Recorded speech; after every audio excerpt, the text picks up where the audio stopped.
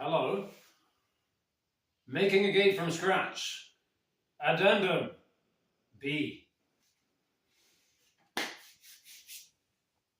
This is the second gate that we're making. The first one is still here. This is going to be the same as that. So I've laid out the pieces. There will also be these three pieces to go 1, 2, 3.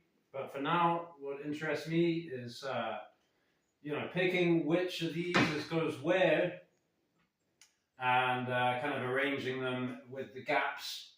I've got smaller gaps at the bottom, getting bigger towards the top. And here are some tools that I'm going to use and some stuff that I'm going to use to complete the job and to kind of explain a little bit about that. I made some notes on my note block. Right, we're going to elucidate the fit up of the parts that we've already made in previous episodes. Yes, so we got the hole alignment. Okay, well would usually be pretty self-explanatory, and I will demonstrate making one hole. But first of all, actually come to think of it, I should mark these 1, 2, 3, and the space, the spot where I want them. Oops, I got it right. 3, 4, 5. Sorry, I should have done this before, really. 6, 7, 8, 9, 10, 9, 8, 7, 6, 5, 4, 3, 2, 1. Okay, so now I can remove this. Well, first of all, I'm going to mark my little thing here.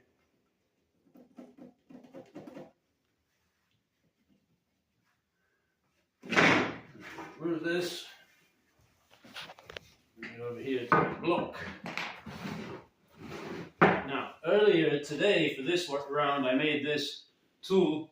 So these are all, they're different widths this way, but they're all tapered to fit into a hole that size, which is made by drilling 1, 2, 3 and tapping out, as we shall now perform. So it's got a bit of a slant on it, which is handy. And I'm just going to eye it up, make sure it's kind of in the middle there. Okay.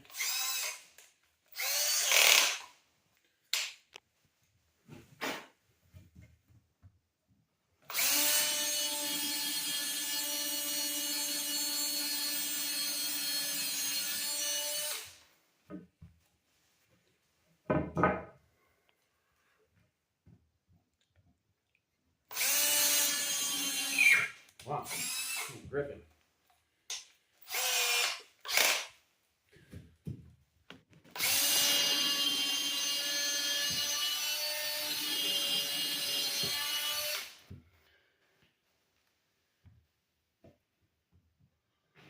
Here it takes a bit of care because it tends to want to wander into one hole or another.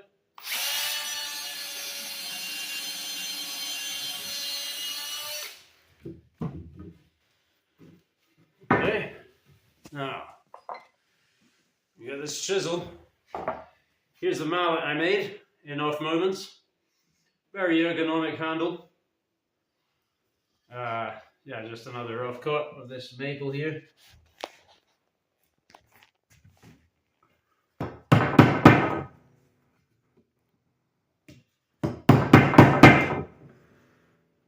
This whole part here seems to go quite differently every time.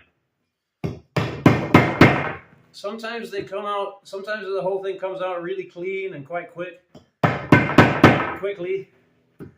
And other times it seems to get messy and draw on and on. We'll see how it goes this time.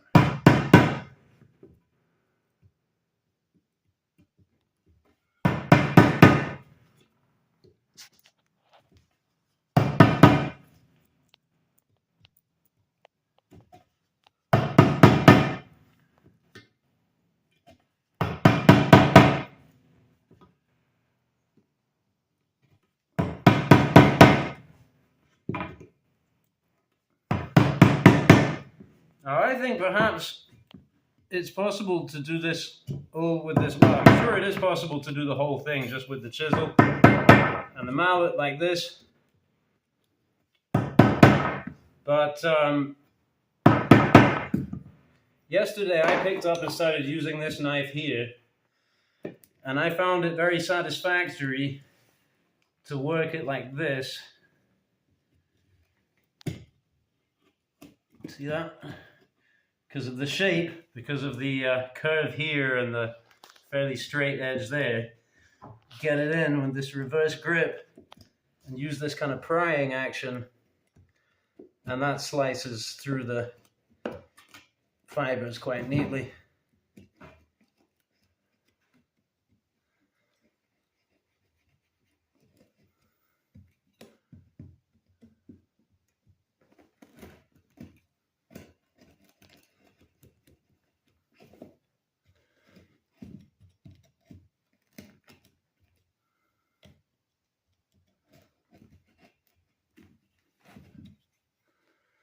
Yeah, this is the thickest part, obviously down here, so it'll get less work. Actually, the other one was, the other unit, I kept these skinnier because that's the one that's going to be on hinges. I kept it lighter.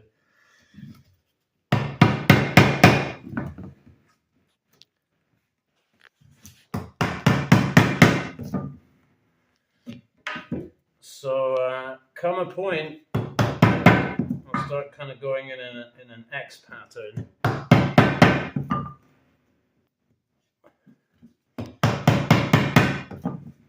Chisel. This could take a minute.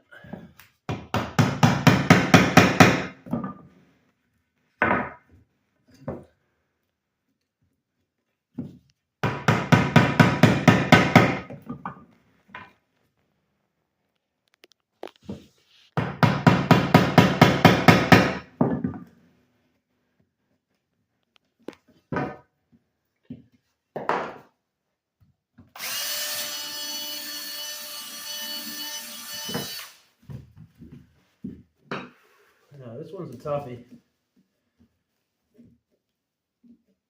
Well, here's another demonstration why I like this Swedgeboard knife, because of the stockiness of it and the toughness of the steel, which I think may be 420 J2, which is an ultra budget steel, very low carbon. And but very tough. It's the toughest 420 steel. So I can get in there and pry around with it. I don't really worry about the edge too much or whatever. Well, this is, to my point, this is going pretty horribly, this one. Okay.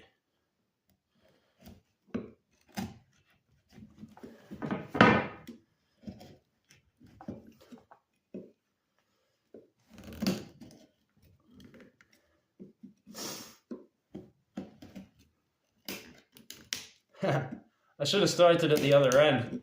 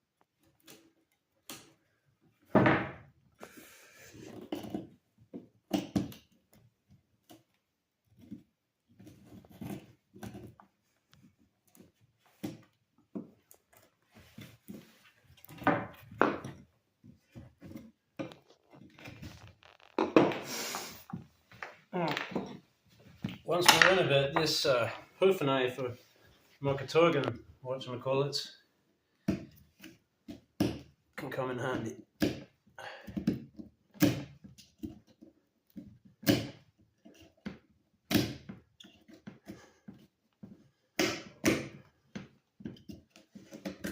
Again, you can kind of use a pry. I don't think you probably shouldn't be using a prying motion, actually. Well, only gently, maybe.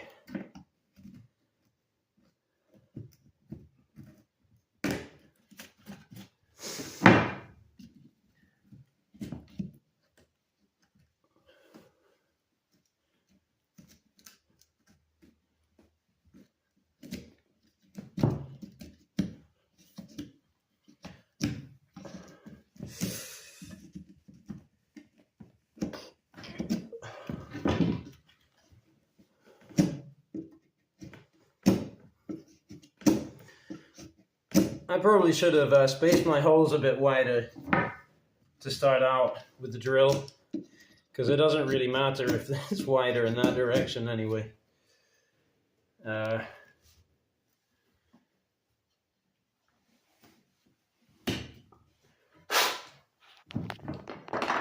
are we looking here?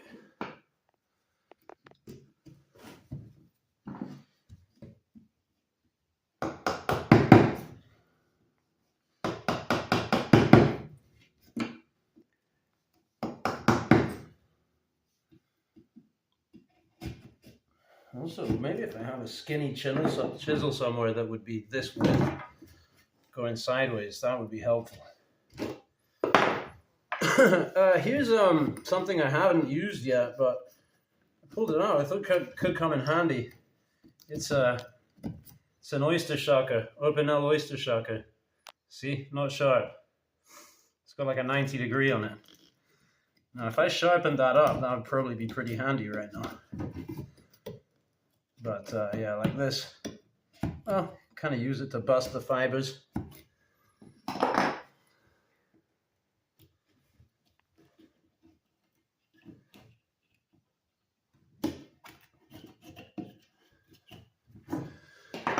Well, it might actually be there, who knows? Oh, look at that. Too far, really. I mean, you know, that's too much. I wouldn't want it to poke out that far, ideally. Could have some wedges in there. Okay. Right. Yeah, this is maybe... I wasn't leaving them so skinny yesterday, so I was opening out the hole more yesterday to accommodate them. Anyway, making excuses for myself. Took ages, but that is one hole. 19 more to go.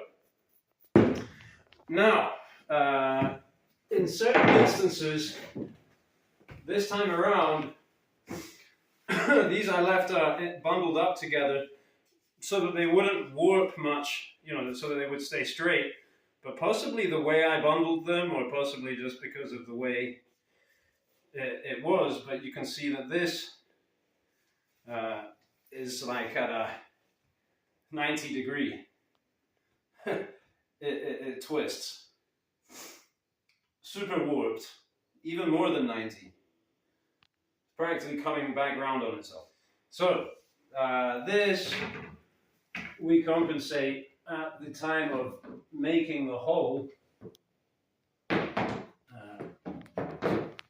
Basically, what I would do is then make this hole, instead of it being like this, I'll orient it off to one side, and then the other one, I'll kick it off to the other side, and then between them, you know, the thing can kind of spiral and do its thing. They will flex a little bit from side to side, you know, across the length, but not that much. That one will probably split and crack and be destroyed by attempting to fit it that way. So that's explanatory, and there's the finished result pretty much. So pins, there are pins here and up here in the corners. And I was hoping that this would, because it's green wood and the pins are bamboo chopsticks, I was hoping that the green wood would kind of clamp down onto the pin, but this was popping apart. So I did just reinforce the whole thing with some tight bond glue, and I will be gluing the subsequent ones. And I guess the way to avoid that would be to taper the holes and use a tapered pin, which you would carve by hand and so forth. But I can't be bothered to experiment with that and fiddle around, so I'm going to continue with the bamboo chopsticks. Here's the, a piece of one that we were using earlier. It's got a bit of a wobble in it, actually. And it was touch and go whether they would make it in or whether they would smash.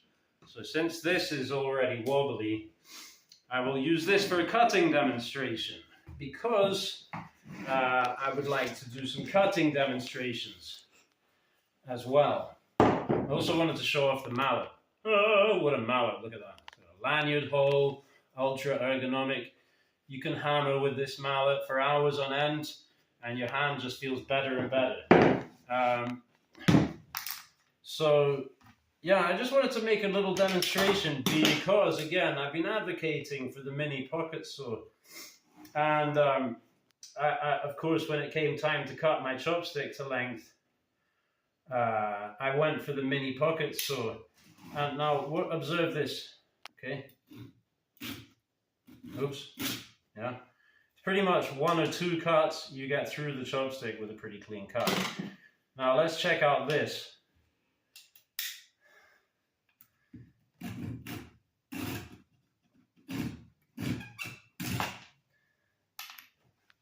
The teeth are massive on it, so it just tends to hang up, right? And here's a chopstick I made earlier from oak.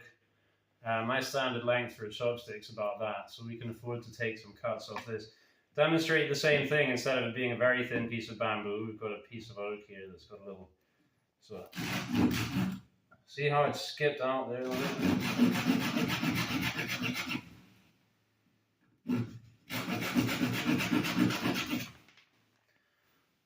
Okay.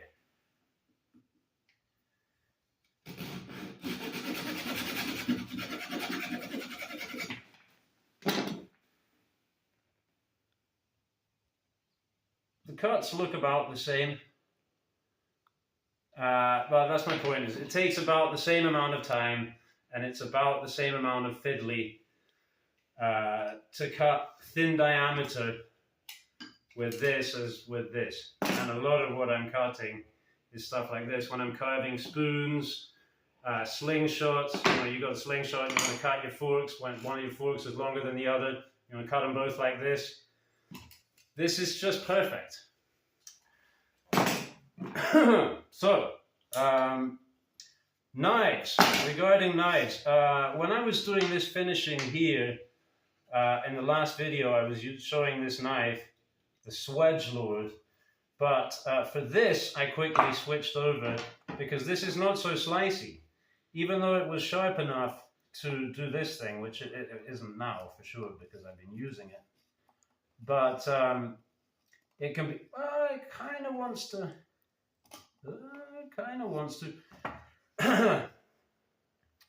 So here's a nice piece of maple offcut that I can demonstrate some cuts.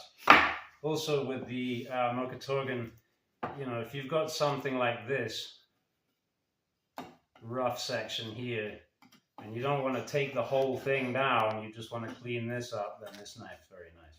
Oops. Sometimes it works well to go in this way. Yeah, there we go.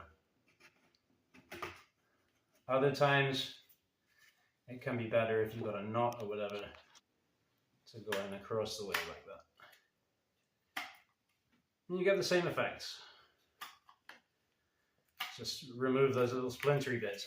Everything is so that I can run my hand up and down it and I don't feel splintery bits. And I do that partly for the logic of, it's nice to handle and it's going to look nice.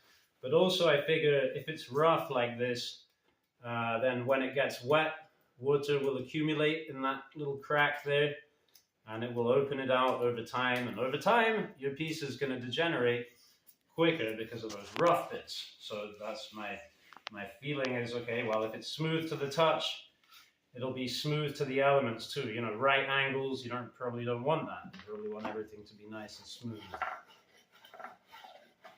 So this knife, because it's so skinny, cuts really nicely actually, especially in the pull cut like this. Not that much control. So that was also something I wanted to speak about. this geometry to me represents ultimate control.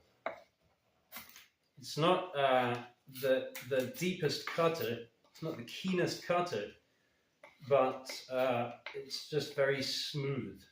Right? You see, I can control. If I want to go deep, I can go deep. If I want to just take off a little curl, and it's never feels like it's pulling me in, you know.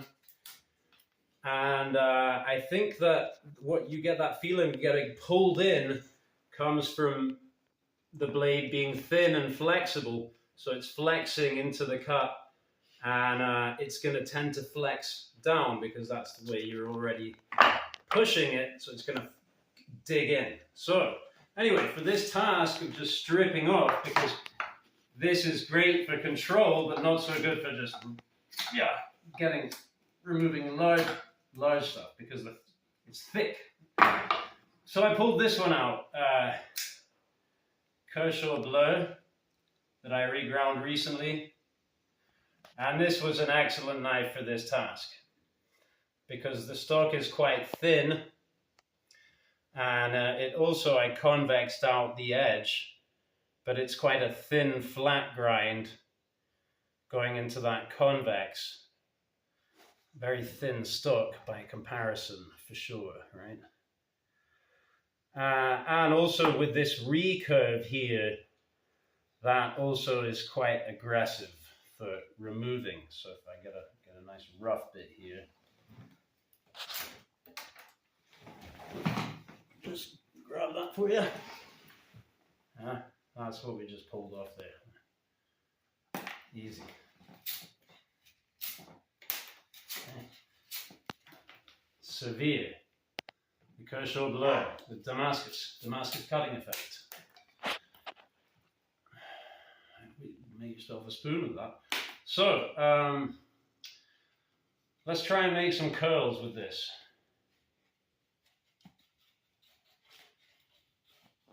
See, pretty nice curl. I'm working for it. You know? Oh, there we go. We lost it. Yeah. And let me try and make a really thin one. Yeah. Oh, what's this? Okay.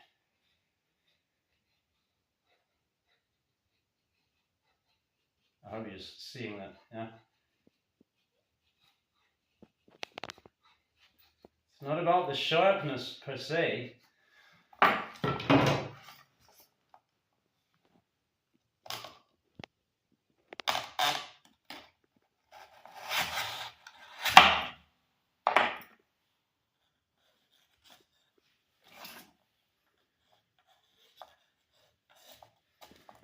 I don't think so.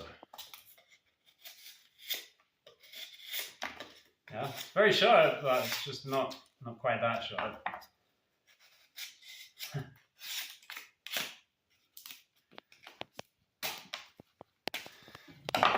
But it's got this this fat convex, you know. The fat convex is what lets you, you know.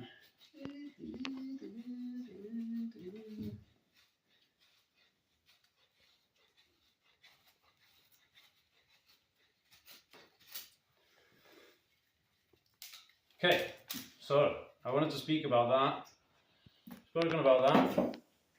I think that's pretty much it, isn't it? Bamboo pins, saws, knives, hole alignment. Bonus round. Some people were very interested and excited to see the Spidey wrench, and maybe even thought I was kidding when I called it a Spidey wrench. Like, you know, Spyderco never made a multi-tool, but they did. I also didn't know that until very recently. I found out about it from Chip Valtaki's channel. And so I kind of thought I'm pretty sure I went to look for one. And but I don't know if that was when I found it. I think they were just unobtainium, but later I found one on a UK website, secondhand. No box, no nothing, very clearly been used. The knife doesn't look very used at all. I don't think the knife was used. But they used the sharpener, the diamond sharpener, okay? So it has this part here. Still figuring this thing out, excuse me. spring loaded. Oh yeah. It's kind of stiff. Okay, maybe it got stiff because it got rusty because I left it outside. Yeah, so there is a diamond hone with a kind of a convex edge. Here's a diamond hone with a concave. And this one is flat, seemingly. So you got the 3 different sides. Kind of cool. I guess this will help these corners here for your serrations as well. And then this is also the screwdrivers, which go in here into this driver socket, presumably. Or maybe not. Oh, so I mean, that's a bit... Is that right? Okay, yeah, it does. Yeah. So you can drive that like that, or you can use the bits here. I haven't tried popping them out yet. I guess they just push out. There we go. Oh, nice little kind of click to it.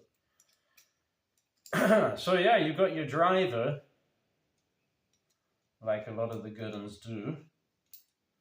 But you've also got a diamond hone, which is removable. Also, it splits in 2. Well, I mean, okay, so the pliers are 2-step. 2-stage, rather. Wide open and... but they also will detach. So now you've got that, you've got your knife. So I guess you can, wrench on something and stab it at the same time. Put this back.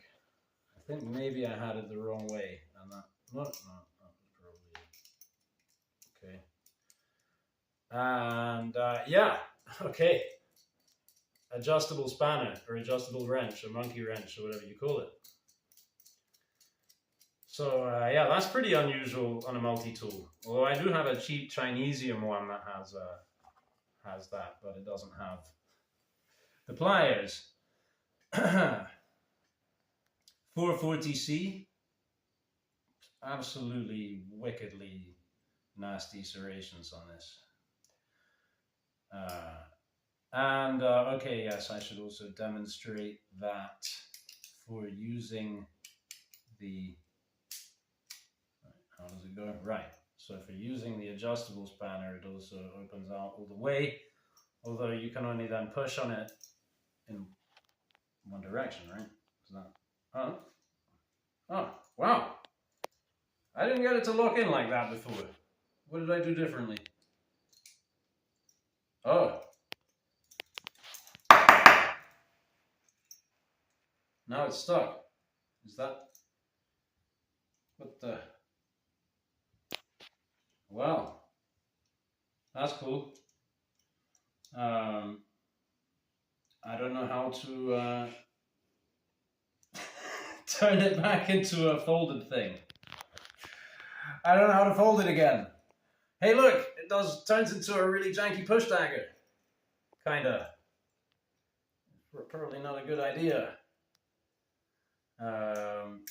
Well, maybe we can leave it there and I'll try and figure this out off screen. Thanks everyone for watching.